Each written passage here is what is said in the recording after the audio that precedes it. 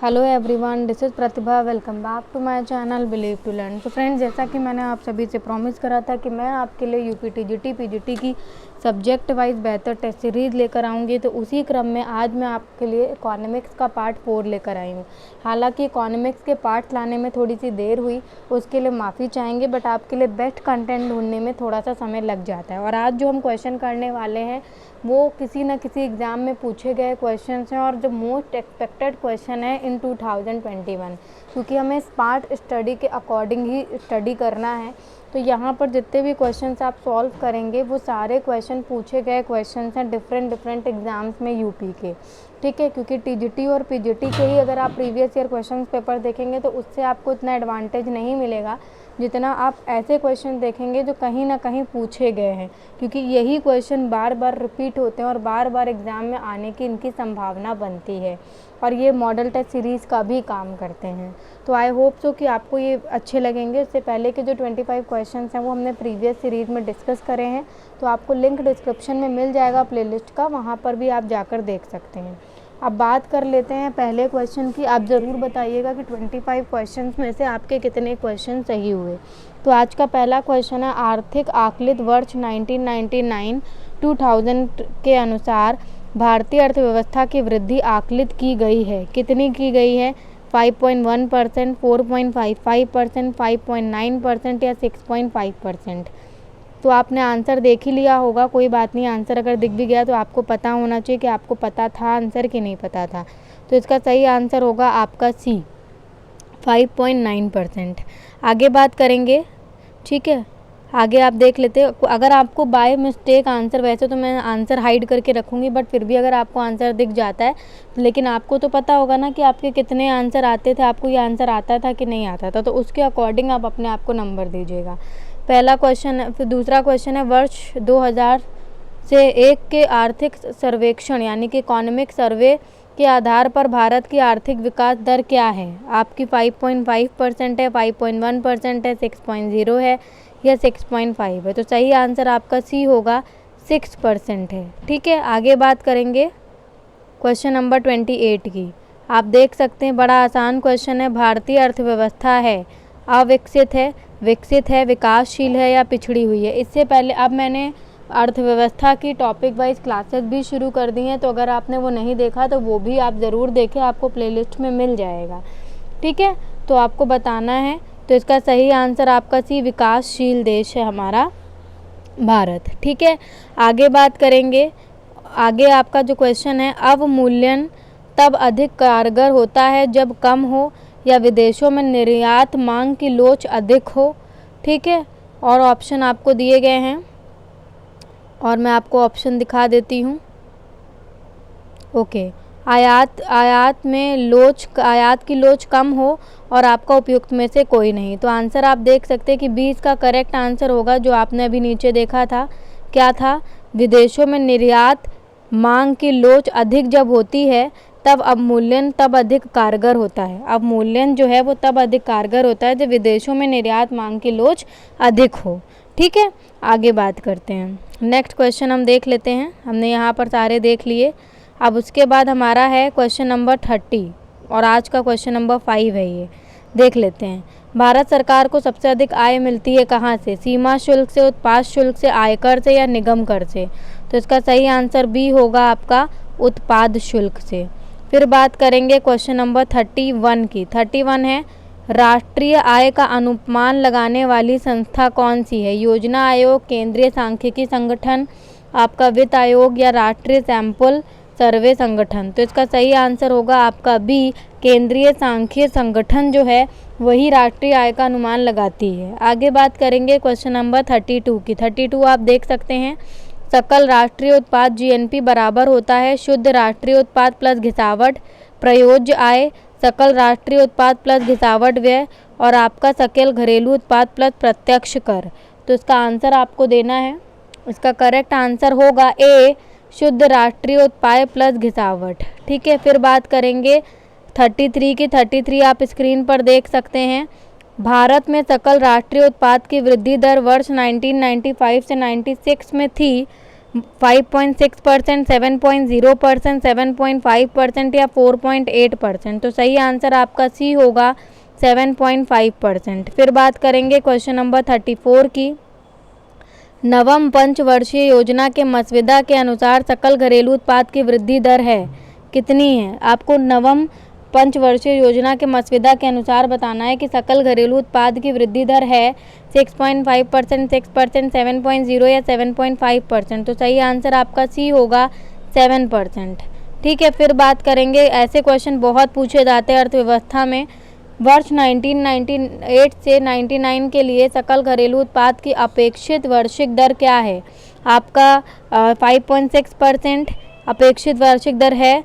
कितनी है आपको बताना है कि 98-99 के लिए सकल घरेलू उत्पाद की अपेक्षित वार्षिक दर क्या थी, आप बता सकते हैं। 5.6%, 5.5, 5.7 या 5.8। तो इसका सही आंसर होगा डी। इसका सही आंसर होगा डी, 5.8%। फिर आपसे बात करेंगे क्वेश्चन नंबर, हम देख सकते हैं आप क्वेश्चन नंबर 36 की। ओके, क्वेश्चन नंबर 36 है आपका, राष्ट्रीय आय में दोहरी गणना का परिहार किया जाता है सकल राष्ट्रीय उत्पाद की माप के लिए वर्धित मूल्य विधि का उपयोग करके, वित्तीय अंतरणों को अलग करके, पहले से उत्पादित वस्तुओं के बाजार मूल्य को अलग करके, या फिर आप देख सकते हैं उन वस्तुओं को छोड़ देने से जो कि बाजार विनियोग में नहीं आती हैं। तो आपको यहाँ पर बताना है, मैं फिर से क्वेश्चन आपको दिखा देती हूँ कि राष्ट्रीय आय में जो दोहरी गणना का परिहार किया जाता है, कब किया जाता है, कैसे किया जाता है? सकल राष्ट्रीय उत्पाद की माप के लिए वर्धित मूल्य विधि का उपयोग करके या विधि अंतरणियों को अलग करके। ठीक है, आप देख सकते हैं, या पहले से उत्पादित वस्तुओं के बाजार मूल्य को अलग करके, या उन वस्तुओं को छोड़ देने से जो कि बाजार विनियोग में नहीं आती हैं। तो इसका ए सही आंसर होगा, सकल राष्ट्रीय उत्पाद की माप के लिए वर्धित मूल्य विधि का उपयोग करके हम ऐसा करते हैं। आगे बात करेंगे क्वेश्चन नंबर 37 की। 37 आप देख सकते हैं स्क्रीन पर। ठीक है, जून 2014 तक उपलब्ध नवीनतम आंकड़ों के अनुसार वर्ष 2013-14 में भारत की आर्थिक वृद्धि दर कितनी थी? अब आपको बताना है कि जो जून 2014 तक उपलब्ध जो नवीनतम आंकड़े थे उसके अनुसार 2013-14 में भारत की आर्थिक वृद्धि दर कितनी थी? 5.3%, 4%, 4.7% या 5.7%।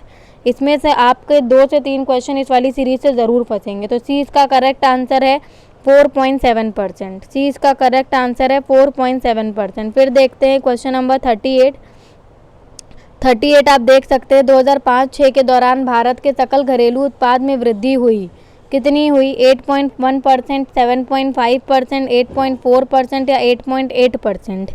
उत्तर का इसका उत्तर सी होगा 8.4%। और मैं इकोनॉमिक्स से रिलेटेड आपको इकोनॉमिक सर्वे आपका जो बजट है उसके बारे में भी बताऊंगी, क्योंकि अगर आप इकोनॉमिक्स के छात्र हैं तो आपसे इसकी करंट से रिलेटेड क्वेश्चन ज़रूर पूछा जाएगा, तो वो आपको ज़रूर पता होना चाहिए।